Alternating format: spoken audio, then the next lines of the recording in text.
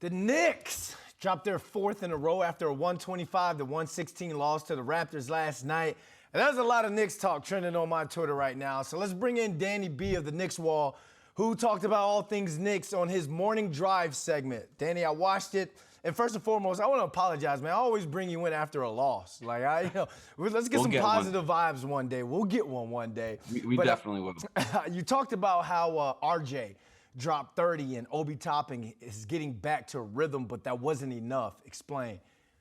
Yeah, no, absolutely. So, when we had a full strength for the most part, or at least, when a couple weeks back, I'll go right before Mitch went down, we were kind of rocking and rolling during that 8-game winning streak. We always, are going to touch back on that.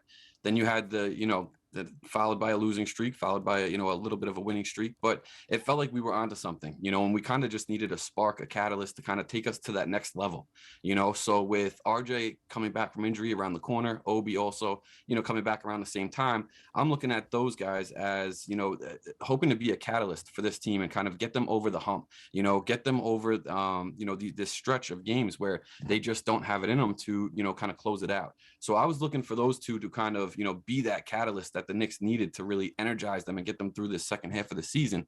But with both of them being back and the struggles kind of continuing, obviously with Mitch out as well, doesn't help. But I think they still need a little bit more, so the combination of those two guys coming back, I just felt like didn't take them, to that next step. So I think we're going to have to start looking towards the trade deadline to see if there's anything that could kind of bolster the roster a little bit. Well, I'm glad you brought up the trade deadline because it feels like Knicks fans are talking about that February 9th trade deadline more than they're talking about Valentine's Day, which is right around that corner. But the Post has an article out about how Evan Fournier wants to be part of the solution.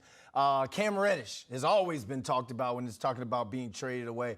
And there are reports on the internet about how Grayson Allen could be dealt to the Knicks. So what are your thoughts about the upcoming trade deadline? Who should stay, who should go, and who should come in?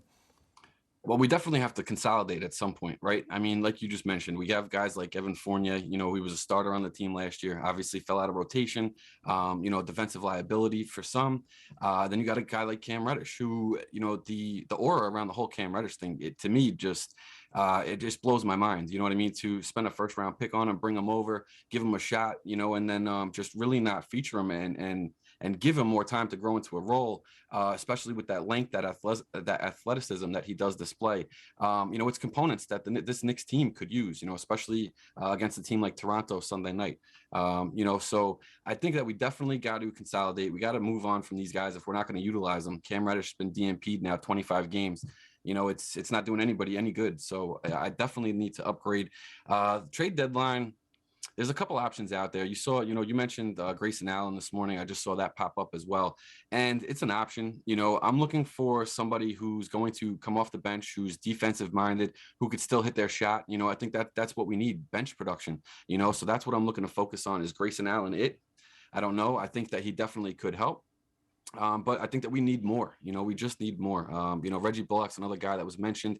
The defense, we obviously he was on the team two years ago. Defense is there. That's big with him. His shot was great for us 2 years ago. It's been inconsistent since, but there's not much out there. So it's a matter of just taking a swing at something to try to get this team over the next step. So that's what we got to look towards. Yeah, and looking towards February 9th, that seems like a decade away, but especially with the Cavs and the Celtics coming up. Those are the next two matchups. If you're Tibbs, how do you coach this team to wins, and are you coaching like you're on the hot seat?